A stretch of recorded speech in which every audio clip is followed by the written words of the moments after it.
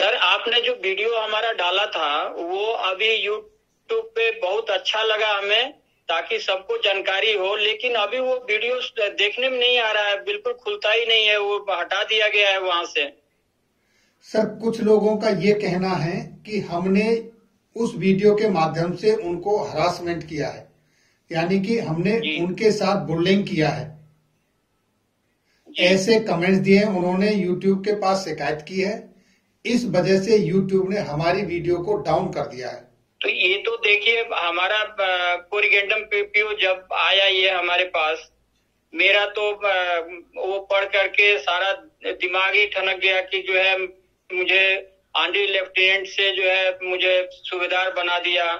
मेरा 30 year service दिखा रहे हैं उसमें, जबकि मैंने 33 साल 2 महीना 12 दिन नौकरी किया है। तो मुझे कितना हर्ट हुआ है मैं जानता हूँ ना। मैं अब किसको बोलूं, क्या करूं। मुझे तो बड़ा अच्छा लगा कि आपने जो है हमारी जो मदद किया है उसके बदौलत बाकी लोगों को भी थोड़ा जानकारी हो कि जो है क्या क्या गड़बड़ियां हो रही हैं, कैसे कैसे लोग बैठे हुए हैं जो कि काम कर रहे हैं और इतना गलत वो हो जाता है, उसका डॉक्यूमेंट ही पूरा चौपट कर दे रहे हैं लोग। तो इन सब चीजों को जानकारी होना सभी को जरूरी है सर। मैं चाहूंगा कि इस क्लिप को दोबारा आप डालें सर। ओके सर, आपका जो विश्वास है सैनिक वेलफेयर न्यूज के ऊपर, और जिस तरीके से आपने भेद करके अपनी जानकारी दी मुझे और आपकी समस्या को मैंने पब्लिक के सामने रखा, और आप फिर से मुझसे ये रिक्वेस्ट कर रहे हैं, मैं अगेन आपके इस पॉइंट को उठाऊंगा ताकि आपके जैसे और जितने भी भूतपूर्व सैनिक हैं जिनके कोरिजेंडम पीपीओ जारी होंगे, ताकि वो अपने पीपीओ देख सकें और उनके पीपीओ में अगर कुछ गलती है तो वो उसका समय रहते सुधार करवा लें, ताकि उनको चक्कर काटने ना पड़े। जिस तरीके से पिछले 1 महीने से आप पीसीडीए के इलाहाबाद के साथ कॉल कर रहे हैं। मैं हेल्पलाइन में, हाँ सर, हेल्पलाइन में बात किया, वो लोग बोलते हैं, पीसीडीए का हेल्पलाइन बोलता है कि आप अपने रिकॉर्ड से बात करो। रिकॉर्ड हेल्पलाइन में बात करते हो तो वो बोलते हैं जिला सैनिक बोर्ड में बात करो, वहां से लेटर भिजवाओ। तो मैं तो जो है परेशान हूँ अभी, बीमारी के चलते मैं जो है कुछ कर नहीं पा रहा हूँ। अब ये तो कोई नहीं समझेगा हमारी चीजों को।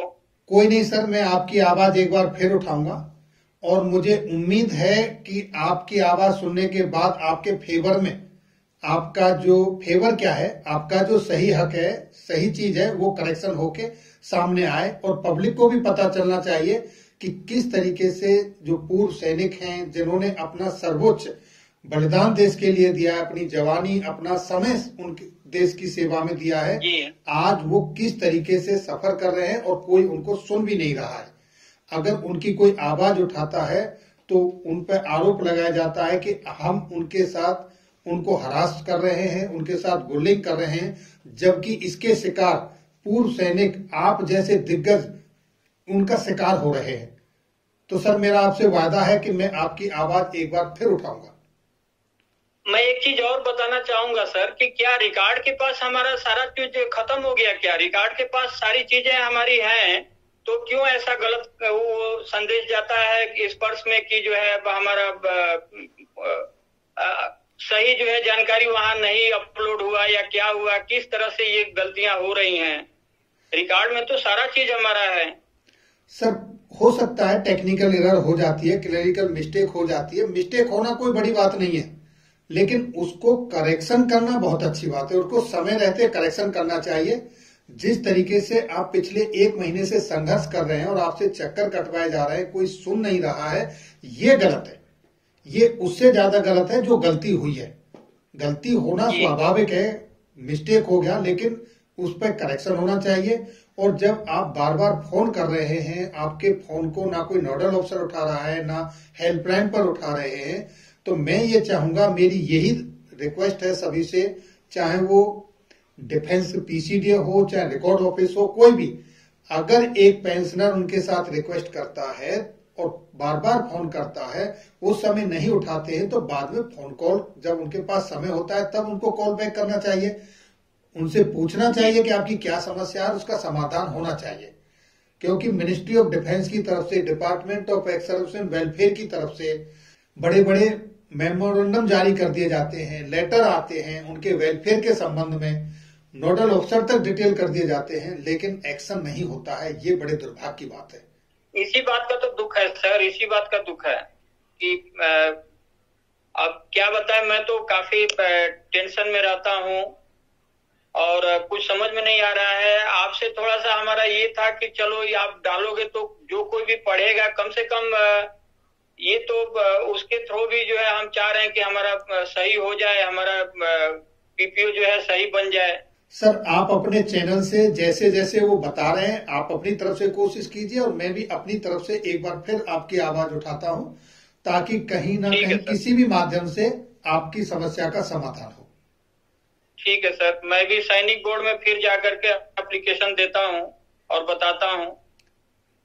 ऐसे ऐसे तो लोग हैं बोलते हैं कि जो है आपका पेंशन तो आ रहा है ना, क्यों चिंता कर रहे हैं, ये बोलने वाले हैं। चलिए सर कोई नहीं, आपने सैनिक वेलफेयर न्यूज के ऊपर इतना विश्वास किया, हम आपके विश्वास को कायम रखेंगे और इसी तरह की छोटी से छोटी, बड़ी से बड़ी, ऑथेंटिकेट जितनी भी इंफॉर्मेशन है समय समय पर हम आपको देते रहेंगे और हम अपने पूर्व सैनिकों की आवाज बनके जरूर ये मुद्दा उठाते रहेंगे। Thank you sir, thank you sir. Okay sir, जय हिंद, वेलकम सर। तो दोस्तों अभी आपने सुना एक पूर्व सैनिक की व्यथा। इसके ऊपर मैंने एक वीडियो बनाई थी जिसको 7 घंटे में 1 लाख से ज्यादा लोगों ने देखा, लेकिन YouTube की तरफ से उस वीडियो को डाउन कर दिया गया है ये कहकर कि उसमें जो हमने हरासमेंट किया है, बुलिंग किया है, जो YouTube के कुछ कायदे कानून हैं उनका उल्लंघन किया है। जबकि आपने सुना हरासमेंट वो हो रहा है पूर्व सैनिक जिसके साथ ये घटना घटी है। उन्होंने एक बार फिर हमसे रिक्वेस्ट की है और अपनी खुद आके आवाज दी है कि आप एक बार फिर हमारी आवाज, हमारी समस्या पब्लिक तक लाएं। तो दोस्तों मुझे उम्मीद है, विश्वास है कि आप ये आवाज अपने सभी पूर्व दिग्गजों तक, जितने भी हमारे पेंशनर्स और फैमिली पेंशनर्स हैं उन तक पहुंचाएंगे ताकि उनके साथ भी अगर कुछ ऐसा हो रहा है, कुछ गलत उनके साथ भी डॉक्यूमेंटेशन में हो रहा है तो वो समय रहते उसमें करेक्शन करवा लें। ये थी जानकारी दोस्तों आज की इस वीडियो में। फिर मिलेंगे अपने पूर्व सैनिकों से रिलेटेड, उनके वेलफेयर से जुड़ी हुई किसी अन्य जानकारी के साथ अगली वीडियो में। तब तक के लिए जय हिंद, जय भारत।